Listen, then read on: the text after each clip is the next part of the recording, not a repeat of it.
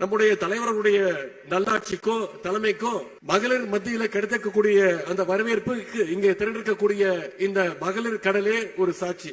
இன்னைக்கு தமிழ்நாடு மகளிர் மட்டுமல்ல, இந்தியாவில் இருக்கக்கூடிய அனைத்து மகளிருக்குமான உரிமை குரலாக நம்முடைய கழக தலைவருடைய குரல் இன்னைக்கு ஒலித்துக் கொண்டிருக்கிறது. அதுக்கு ஒரே ஒரு எடுத்துக்காட்டை இங்கே நான் குறிப்பிட விரும்புகின்றேன். 2 நாளா சோசியல் மீடியால இங்க வந்திருக்கக்கூடிய சகோதரிகள் நீங்க பார்த்திருப்பீங்க. சோசியல் மீடியால ஒரு வீடியோ மிகுந்த வைரலாக போய்கொண்டிருந்தது, அதிகம் ஷேர் செய்யப்பட்டது, தொலைக்காட்சிகள்ல ஒளிபரப்பப்பட்டுச்சு.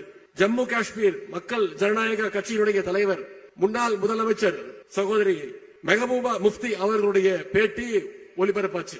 அவர்களே அம்மையார் அவர்களே காஷ்மீரில் இருக்கக்கூடிய ஒரு பத்திரிகையாளர் சந்திப்பில் கலந்து கொண்டாங்க. சகோதரி மெஹபூபா முஃப்தி அவர்கள் தங்களுடைய தாய்மொழி காஷ்மீரியில அவங்க பதில் கொடுத்துக்கிட்டு இருந்தாங்க. கேட்கிற கேள்விகளுக்கெல்லாம் அவங்களுடைய தாய்மொழி காஷ்மீரி மொழியில பதில் கொடுத்துக்கிட்டு இருந்தாங்க. அப்போ ஒரு பத்திரிகையாளர் குறுக்கிட்டு, நீங்க ஏன் தாய்மொழியில பேசுறீங்க, உருதுல பேசுங்க அப்படின்னு ஒரு பத்திரிகையாளர் கேள்வி கேட்டோன்னு அம்மையார் மெஹபூபா முஃப்தி அவர்கள் சொன்ன வார்த்தை, என்கிட்ட டிரான்ஸ்லேஷன் கேட்கறீங்களே, உங்களுக்கு தைரியம் இருந்தா தமிழ்நாட்டுக்கு போய் என்னுடைய சகோதரர் மு.க. ஸ்டாலின் கிட்ட போய் இதை கேட்க கொடுத்து உங்களுக்கு தைரியம் இருக்கா அப்படின்னு கேட்டாங்க. தாய்மொழியில பேசக்கூடாதுன்னு என்கிட்ட சொல்றீங்களே, தமிழ்நாட்டில் போய் சொல்றதுக்கு உங்களுக்கு தைரியம் இருக்கான்னு பத்திரிகையாளரை பார்த்து முன்னாள் முதலமைச்சர்கள் கேட்டுக்கிறாங்க.